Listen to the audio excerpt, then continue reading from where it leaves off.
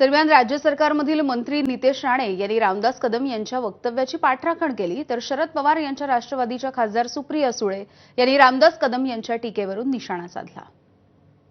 पण खरंच आहे ना, ते उद्धव ठाकरेंनी याचं उत्तर द्यावं.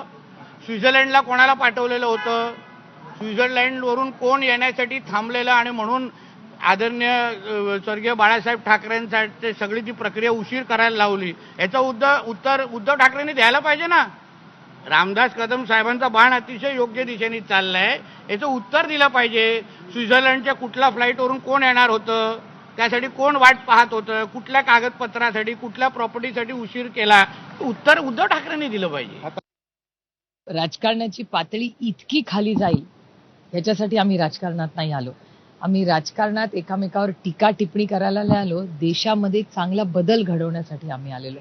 त्यामुळे महाराष्ट्राच्या राजकारणाची पातळी इतकी गलिच्छ होईल असं मला कधीच वाटलं होतं. माणुसकी राहिलीये का नाही, सुसंस्कार राहिलेत का नाही कुणावर, असल्या गलिच्छ गोष्टींवर मी तर कधीच कुणाच्या कुटुंबामध्ये बोलणार नाही.